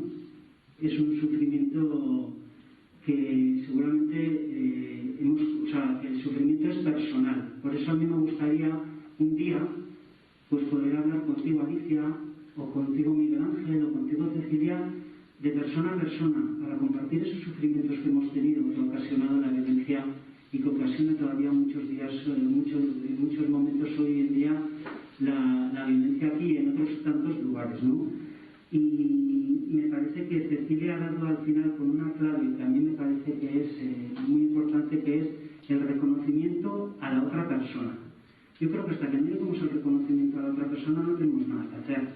Y el relato, si es un relato que parte desde una visión política o incluso social, creo que estaremos perdidos. Y creo que la gente joven que aquí no está, pues no tendrá mucho que recibir. Creo que tenemos que hacer un relato precisamente desde ese dolor y desde ese sufrimiento que hemos tenido como personas. Luego me parece también que también la clave que da en Fratelli Tutti, si la música del Evangelio deja de sonar. Pues ayer Miguel Ángel lo decía muy bien en la explicación del Evangelio del domingo. Decía, el Evangelio, si no se lee y no te dice nada a día de hoy a ti, como persona cristiana, como creyente, pues no es la buena noticia, es un relato sin más, y ahí hablamos de otro relato, pero se tiene que convertir en buena noticia. Es decir, si el Evangelio no me hace a mí pensar en cómo estoy viviendo todo esto, otras historias, evidentemente, pues poco haremos, ¿no? Y después ha habido otra parte que aquí nos han nombrado, claro, teníais 40 minutos, que es el papel que la Iglesia institución ha jugado también en todo esto, en toda esta parte de la violencia aquí en Navarra, muy concretamente, y en Euskal Herria, pero muy principalmente en Navarra. Y me parece que eso también es papel nuestro, poder abordarlo en alguna ocasión. Os lo he dicho, muchísimas gracias, es que recasco, y ahora sí podemos seguir hablando en otros momentos. Gracias. ¿Alguien más quiere tomar la palabra en este turno? Aquí en este lado. Te voy a pedir si acaso a asomarte un poquito. No. Si me parece que no. Que te vean. Bueno, esto no sé si lo que yo voy a comentar es una aportación Más al centro, que te vean. Sí. o es una piedra en el camino, pero bueno, yo no termino de entender el relato, que es el relato. Yo soy cartesiano, no soy filósofo. No termino de entender el relato si al relato no somos capaces de limitarlo. Yo no entiendo que podamos definir un relato. A lo mejor es un error lo que estoy diciendo, ¿eh? No entiendo que podamos definir un relato si no somos capaces de contestar a 4 o de definir un entorno de 4 límites, por lo menos, ¿no?, que se me ocurren a mí, que son cuando en el tiempo no es lo mismo contar un relato desde el año 70 hasta ahora que contar la década de los 80, que contar desde la guerra civil, ¿no? Hay otro parámetro que creo que es importante, pero muy difícil de cuantificar, muy difícil de definir, ¿no? ¿Cuánto se puede cifrar el sufrimiento? Y perdonadme que utilice la palabra cifrar, porque a lo mejor no es cifrable, pero de alguna forma tiene que ser medible para expresarlo, ¿no? No lo sé. ¿Cómo? Partiendo desde qué puntos de vista. Vivimos en una sociedad tan diversa, con tantas vivencias distintas. ¿Podemos definir ese cómo? ¿Podemos definir desde qué puntos de vista? Y la más importante quizás para mí, el por qué. ¿Cuál es la razón de ser que ha generado todas estas vivencias que hemos tenido? La razón de ser por la que podemos nosotros ahora construir un relato que podamos trasladarlo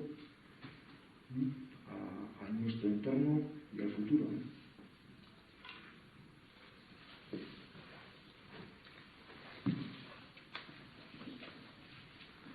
Vale, si os parece entonces pasamos a respuestas o comentarios que os parezca oportunos, ¿no?, de lo que habéis escuchado. Una cosa sobre el relato en sí quería decir. Bueno, el relato es simplemente la historia, una historia bien hecha. Para mí eso es un relato, una historia bien hecha. Pero ¿qué es una historia bien hecha? La historia que recoge, es decir, ¿y por qué hay que hacer una historia? Por lo que decía Camille, por el sufrimiento de las personas, de todo tipo de sufrimiento, ¿no? Hay que poner de relieve eso, que una sociedad sufre, que ha sufrido, por qué ha sufrido, cómo ha sufrido. Para mí eso es muy importante, porque sin eso, y desde luego es muy importante desde un punto de vista social, ¿no?, y yo creo, pero desde un punto de vista cristiano es absolutamente importante. ¿Cuál es la historia bien hecha? La historia que recoge el mayor número de voces. Eso es. Es decir, una historia creada por una voz, por un sector. No. Por ejemplo, hay cosas que son hermosas, pero están envenenadas, a mi parecer. Por ejemplo, las víctimas. Yo, que he estado, como sabéis, mucho tiempo fuera y entonces no tengo tantos recursos como vosotros para hablar de esto, pero las víctimas se siguen utilizando como un arma arrojadiza. Yo tengo más víctimas que tú, las mías son más importantes que las tuyas, las mías han sufrido más, nosotros tenemos más número. Todo eso es lo contrario de una historia, porque eso no atiende al dolor, no atiende al dolor real de las personas, no lo analiza, no lo escucha, ¿no? no lo describe, sino que simplemente lo utiliza. Para mí eso es todo lo contrario a un relato.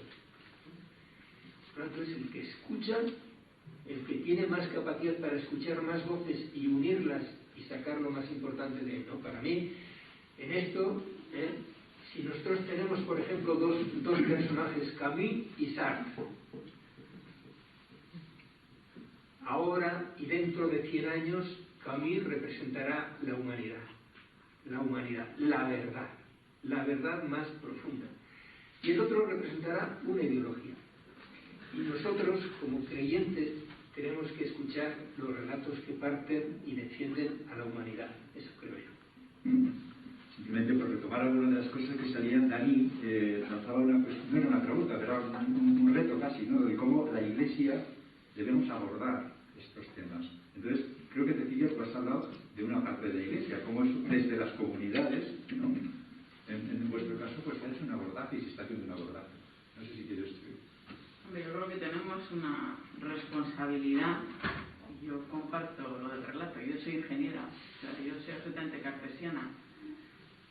Pero conforme voy cumpliendo años, es que la 1 más 1 no siempre son 2. Y no solo depende de la base numérica que utilizo para la suma, sino de las historias reales de las personas que están implicadas. Yo creo que tenemos que hacer memoria de lo que hemos vivido. Y yo una cosa que estoy aprendiendo en el Centro de Ética Aplicada, donde veo que tengo compañeros que investigan sobre esto, cuando responden a por qué, es porque necesitamos deslegitimar la violencia. Y la historia nos la cuentan en base a la violencia. En los libros de historia es además la historia de los vencedores, siempre de los vencedores, ¿no? Entonces, yo creo que ese es el relato cuando atiende al sufrimiento. Yo comparto lo que decía Miguel Ángel, deslegitima la violencia, porque la violencia destruye a las personas y a las sociedades. Y eso es lo que como cristianos seguimos a un ajusticiado que fue víctima de una violencia injusta, sabía algo que no era tan inocente, pero ¿cómo deslegitimamos la violencia? Y yo creo que ese es el auténtico porqué. Y no es que una víctima valga más que la otra, lo decimos, hay unas que nos duelen más que otras, somos humanas, pero es la vida de una persona. Y al final hay mínimos irrebasables. O sea, yo creo que sí tiene que haber, ¿no? Como decía de la Cortina, hay mínimos irrebasables como son los derechos humanos. Y ha habido, yo creo que estamos de enhorabuena si se respetan algunas cosas. Cuando no se respetaba el derecho a la vida, solo era posible silencio. Y por eso Gesto era lo que proponía. No se puede hablar si no respetamos mínimos. Pero yo sí pienso que deslegitimar la violencia, eso, y como cristianos ahí tenemos una responsabilidad moral de contribuir. Si creemos en el Dios compasivo, acogedor. Sí, ponía Fernando y Dani también ponía el acento en la víctima, ¿no? Diciéndonos cómo precisamente lo importante que es el reconocer a todas las víctimas, con las dificultades que se expresan Fernando, ¿no? De que ciertamente, o Alicia, cuando hacías al final pues, tu mea culpa, ¿no? Pues ciertamente no es fácil, pero posiblemente sea uno de los cauces, ¿no? El hacer ese ejercicio de empatía con la víctima, con el victimario también, ¿por qué no?, para hacer ese proceso. No sé si. A mí me parece que se da por supuesto eso en un cristiano, en cualquier persona, un cristiano más. Y sí me parece importante hacer un relato a partir del sufrimiento de las víctimas y porque a mí me parece esencial lo que decía mi compañera de deslegitimar la violencia, porque una de las cosas que en estos años ha sucedido era que, bueno, que me parece terrible que unos jóvenes fueran capaces de aplaudir y de considerar héroes a los que mataban.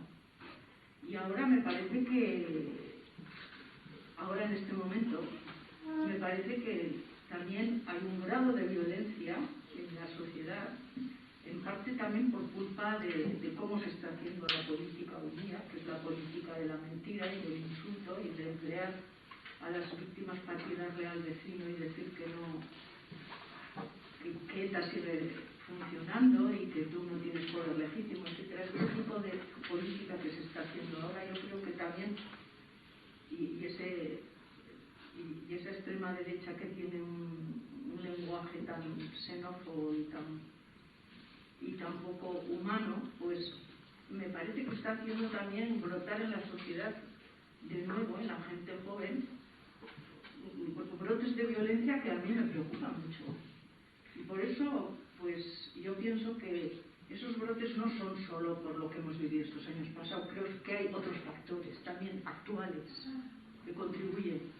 Pero sin embargo sí que creo que tenemos que hacer la labor contraria a la labor que ha hecho la violencia, que es de hacer una sociedad más crispada y más...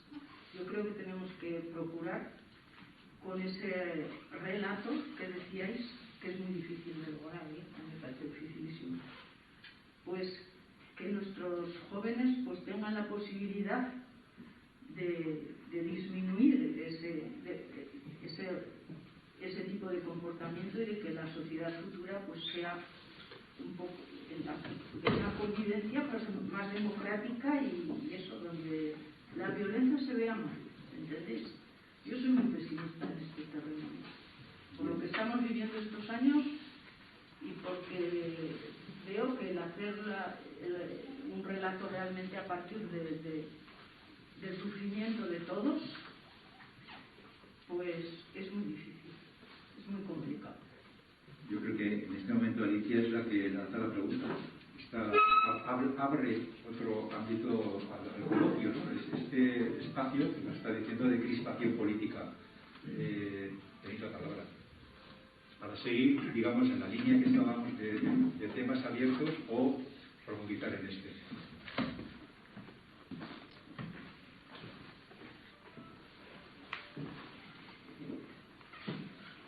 Yo quiero hacer una aportación y hablar de algo que por lo menos creo, intuyo que no lo he escuchado.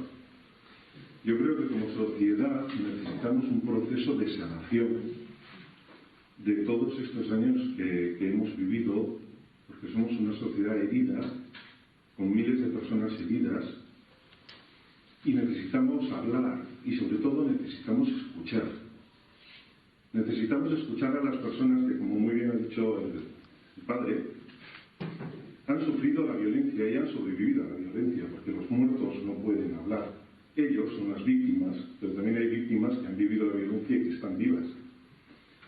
Quizás deberíamos escucharles, pero deberíamos abrir espacios donde esas personas puedan hablar libremente, puedan expresar todo lo que han vivido, todo el dolor, toda su vivencia, y quizás el resto de la sociedad escucharles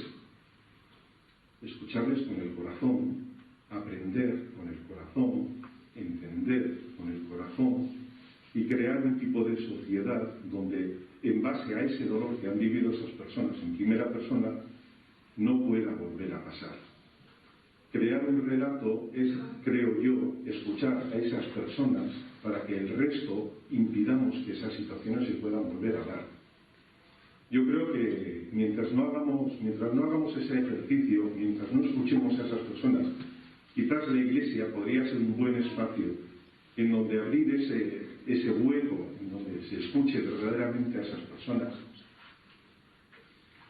Hacer un relato desde fuera, yo creo que pues podemos hacer psicólogos, sociólogos, los logos que queramos, pero los verdaderos sujetos de la solución son las víctimas.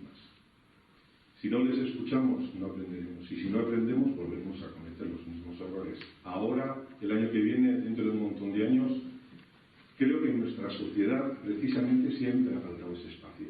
Mi propuesta es quizás caminar por ahí. ¿Más intervenciones?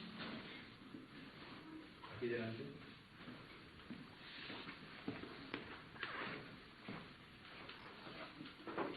Respecto a lo que has dicho ahora, yo quería comentar que hay un trabajo muy bueno está sacando muchos frutos con respecto a esto, a juntar víctimas de victimarios, hablar, hacer foros.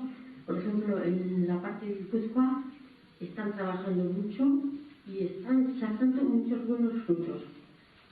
Está queriendo hacerse también en las otras provincias. Aquí en Navarra, francamente, no sé cómo está la cosa, pero me parece sumamente importante y beneficioso en plan curativo de la sociedad. ¿Más intervenciones?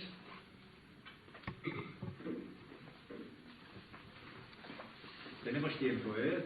Tenemos tiempo, seguramente cada uno va rumiando su pregunta y podemos tomarnos con calma. En relación a esto sí quería decir algo. O sea, si realmente nos proponemos escuchar a las víctimas, tendremos que escuchar a todas. Y eso nos va a doler. Y tendremos que ser capaces de generar los espacios para que tengan, no sé cómo decir, para que puedan hablar desde el corazón. Y yo creo que ahí como creyentes y la Iglesia podría tener un papel. Pero nos va a hacer daño. Es decir, o sea, tenemos que ser conscientes y desde luego éticamente las que están moralmente legitimadas para hablar de esto son ellas, las personas que injustamente han sufrido violencia y eso es complicado. Lo decíais, ¿no? El silencio es más cómodo. ¿Quién tiene la palabra? Yo sí que quería poner sobre la mesa también cosas que se han dicho, pues el miedo, los miedos, la tortura y las detenciones. Y ya que estamos aquí en este ámbito eclesial, quiero poner o recordar aquellas detenciones masivas que hubo en Alexandria. A mí aquello me impresionó, me sigue impresionando, y aquello fue una barbaridad, y bueno, lo que reflejaba aquel ambiente, ¿no? Eso por una parte. Por otra, sí que quería, como lo que se ha dicho, ¿no? Últimamente, la necesidad de encontrarnos diferentes, sobre todo, estoy pensando en mí, como que yo estoy deseando encontrarme con gente diferente para poder dejar de justificarme. Porque es que dicen, no, bueno, sí, yo critico esto, pero es que mientras tanto está esto, pero entonces como, luego estoy pensando en reflexiones que se hacían en la coordinadora de comunidad de base a nivel de Euskal Herria y por ahí, ¿no? Que, claro, pues vamos a decir esto, pero mientras tanto hay detenciones, hay torturas, y entonces, como no había cosas de ese tipo, pues entonces tampoco lo otro, entonces nos callábamos y nos quedábamos todos descontentos e insatisfechos y seguimos. A mí me encantaría que, por ejemplo, digo, porque lo he vivido muy de cerca, que en la parroquia de Berrizar hubiera encuentros de este tipo entre diferentes, gente que nos miramos, que tenemos una fe más o menos, bueno, una fe común y muchas historias comunes, ¿no? De Pascuas y por ahí, y sin embargo bueno, pues hubo un atentado ahí y aquello machacó y muchas historias, y divisiones, expulsiones, se nos echó de la parroquia, bueno, hay muchas historias ahí, mucho sufrimiento de muchas personas, creyentes, curas, etcétera, etcétera, ¿no? O sea que hace falta reconciliarnos, ¿no? Es una palabra que tampoco ha salido y que necesitamos curar, ¿no? Que decía antes Alberto, ¿no? Y ya no tengo necesidad y estaría encantado de participar en este tipo de historias y no me importaría reconocer, joder, pero tú no, y por qué no, bueno, pero necesitamos este tipo, y creo que el ámbito eclesial podría no ser un buen ejemplo, entre comillas, ¿no? Para la sociedad, porque en otros ámbitos es más difícil. No sé. ¿Más palabras? Veis que pueden ser preguntas, pueden ser comentarios, pueden ser críticas, pueden ser alabanzas, todo vale.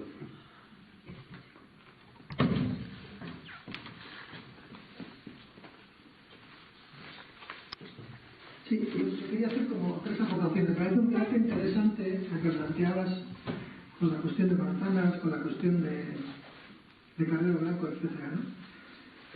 Sobre esos dos apuntes. El primero, yo hago muy mía una frase de Paco Echeverría, que creo que todos conocéis, una persona muy importante, una persona muy histórica, que dice: es imposible analizar el pasado con los ojos del presente. Yo creo que hemos crecido todos en un contexto determinado, nos hemos hecho personas en un contexto determinado, superando contradicciones, y desde la perspectiva de hoy en día intentar comprender, yo nací en el 62, lo que pasaba en los 70, etcétera, etcétera, hay que intentarlo con una mirada crítica, siempre, pero puede ser hasta un ejercicio difícil de hacer, ¿no? Yo soy de Irún, entonces Melito Manzanares le matan en Irún. En Irún, Melito Manzanares tortura a muchas personas. Mi padre era del Partido Comunista, como tú. Mi padre estuvo en la primera manifestación de Portugalete. Y en casa discutíamos, no te puedes imaginar, en aquellos tiempos.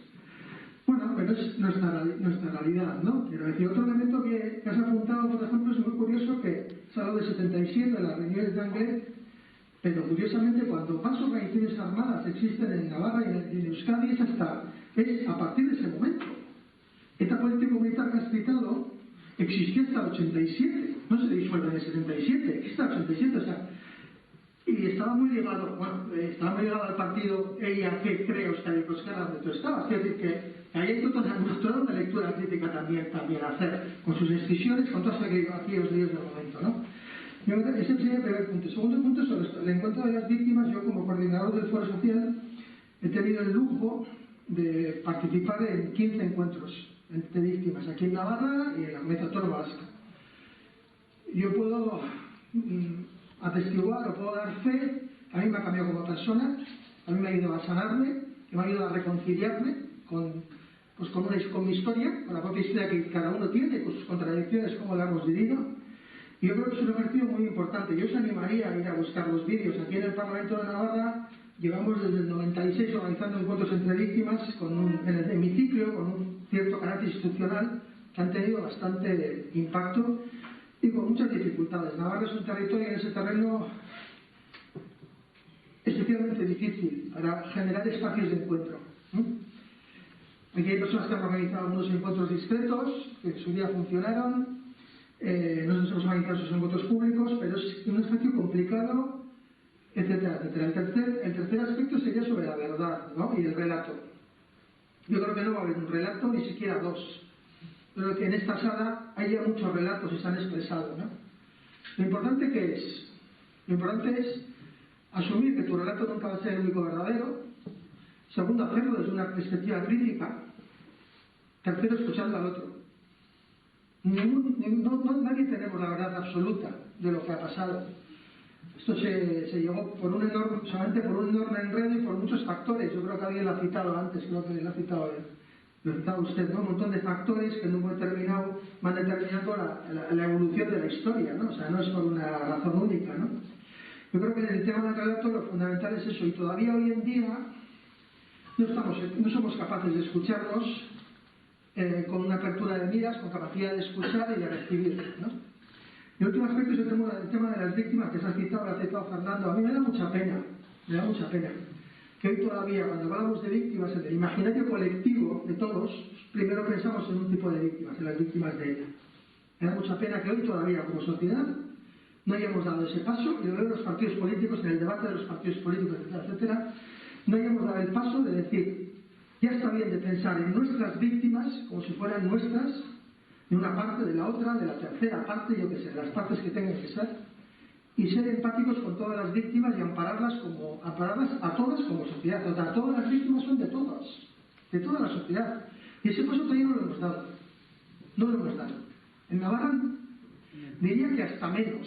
Y me permito, soy un guipuzcoano y me permito opinar. Luego me tiráis de las orejas y me decís tú no puedes opinar. Pero yo creo que en Navarra todavía estamos mucho más lejos de ese paso. En la Comunidad Autónoma Vasca había muchos. Has hablado de Maixabel como un ejemplo de víctima, capaz de dar pasos, de escuchar al otro, de aportar a la convivencia. Yo creo que por eso este espacio es tan importante. Yo cuando Elisa y se empezó a trabajar en este tema, yo como coordinador del foro animé mucho. Dije, es muy importante ese espacio en Navarra, muy importante. Porque esos espacios generan nuevas energías, generan reflexiones que a su vez luego influyen en otros espacios también. Y yo creo que eso sí, es necesario y es importante.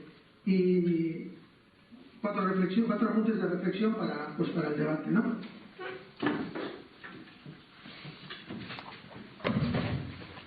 Venga más a aportar o...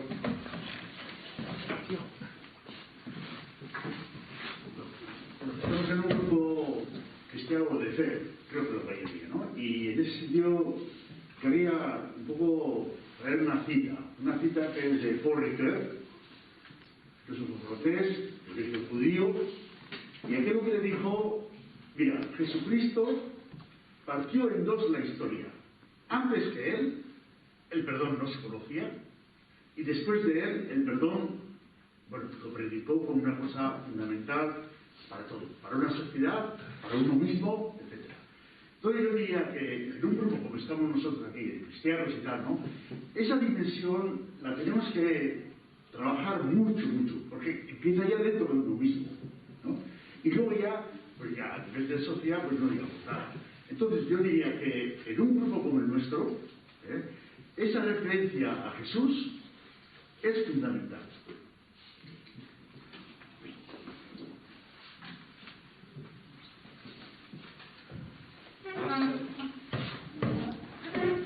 ¿Alguien quiere hacer alguna intervención o si queréis vosotros desde aquí decir algo?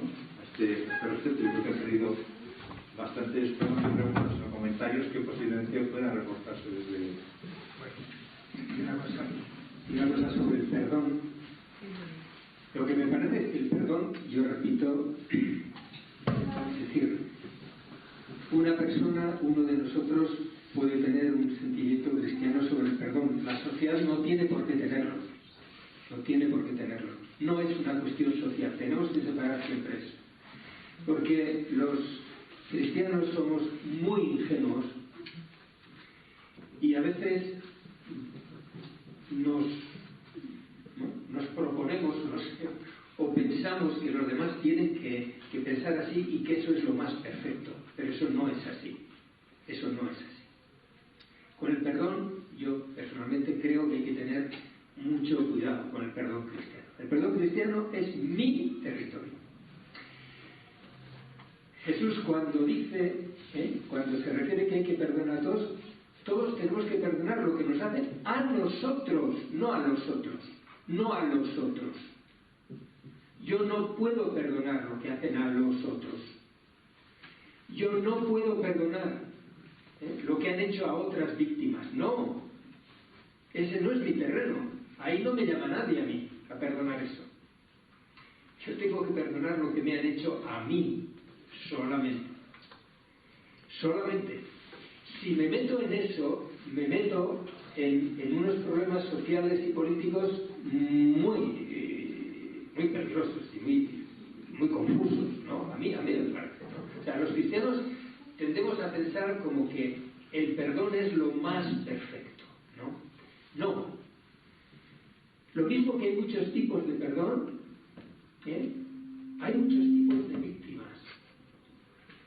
Y una víctima que no perdona, que no puede perdonar, por ejemplo, no por eso es un intolerante, no necesariamente es un intolerante, no necesariamente es menos que yo, menos que el que sea, ¿verdad?, que perdona, no. Igual no puede. A mí me parece que generalizar, ¿no? O sea, los cristianos estamos para dar pocas lecciones, La Iglesia, a mí me parece que en Euskadi está para dar pocas lecciones, pocas. En Navarra, muy pocas, muy pocas. Entonces, yo al menos me parece que tenemos que, o sea, personalmente sí, personalmente como reflexión personal, como vivencia personal y todo esto, el perdón es una liberación. El Papa con esas palabras tan espontáneas dice, el que perdona gana. Y es verdad, ¿no? El que puede perdonar gana. Pero no tenemos que, yo me acuerdo siempre de esos judíos que decían, o sea que al poco tiempo los alemanes les decían, oye, ya está bien de quejaros, ¿no? Pero ¿hasta cuándo os vais a quejar? Oye, venga, volver a la normalidad, Y los judíos decían, o sea que además de matarnos a 6 millones, nos vais a decir cuándo nos tenemos que dejar de quejar. Hay que tener cuidado con el perdón, me parece. Vamos agotando el tiempo, entonces, por favor, cualquiera que quiera intervenir ya, tome su decisión, levante la mano y así entonces gestionamos los 5 minutitos que nos quedan. ¿Qué os parece? no hay más intervenciones. Bien, yo sí quería hacer una conexión de lo que estamos haciendo hoy precisamente con la propuesta que al principio se ha leído. O sea, cómo realmente has hablado, ¿no? Y habéis hablado varios de vosotros de la importancia como iglesia, como cristianos y como cristianas, de alguna manera, pues de coger el toro por los cuernos y intervenir. Entonces, sí que, ¿cómo veis este proceso? O sea, realmente hemos planteado que este espacio es un espacio puntual en el que reflexionamos juntos, compartimos, pero la propuesta es que en nuestras pequeñas comunidades o personalmente como cristianos podamos hacer este proceso juntos durante todo este año, de plantearnos preguntas, de buscar respuestas y tratar de ver qué podemos ir construyendo juntos a lo largo de este periodo de tiempo. Es una propuesta que quiere ser muy humilde, pero al mismo tiempo, pues bueno, pues desde esa conciencia de que de alguna manera está en nosotros algo que podemos abordar y que podemos hacer. ¿Hasta dónde llegaremos? Pues no lo sé. Miguel Ángel nos hablaba de la minoría de las minorías.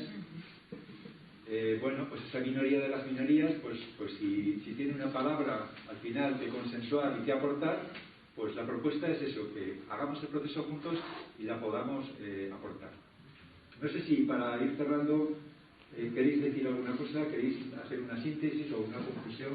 No, yo lo que pienso es que tendríais, los que habéis promovido esto, que tendríais que concretar un poco más, porque los que estamos en una comunidad de base, pues podemos proponernos seguir este proceso en la comunidad. Pero hay mucha gente que igual quiere, pero dice, bueno, yo solico, ¿qué hago? ¿Qué pienso? ¿Y qué estructura me mantiene un poco si queremos que ese proceso siga? Me parece que está muy en el aire todo. Sí, no, en este momento está en el aire porque no hemos presentado todavía los papeles, digamos, concretos. Va a haber unas pautas muy concretas, que quieren ser muy sencillas, precisamente para no revolver demasiado la historia, sino unas preguntas muy concretas que podamos utilizar como guía para aportar. O sea que sí, el proceso va a ir bastante pautado. Muy bien. No sé si quieres decir algo, Miguel Ángel.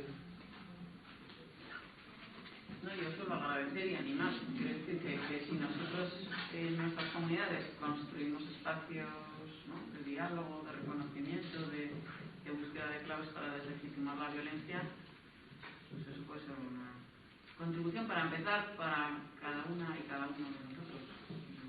Y a partir de ahí, pues las cosas pequeñas acaban generando cambios. Muy bien, pues entonces si os parece podemos ir terminando. Simplemente antes de acabar sí quería resaltar que nos has hablado de que existe un material que puede ser muy interesante, unos vídeos, no sé qué accesibilidad tiene, si luego pues nos facilitas, pues a través de este proceso podemos ir también poniéndolos más cerca, a disposición de todos, y que realmente lo que ya existe lo utilicemos, claro, lógicamente. Vale, pues solamente queda los agradecimientos, agradecer por supuesto a vosotros tres vuestra aportación, que creo que ha sido muy enriquecedora, a todos los asistentes por las intervenciones o por los silencios. Cada uno nos llevamos lo que nos ha parecido más relevante y lo iremos rumiando sin duda poquito a poco. Muchas gracias a todos y nos veremos pronto.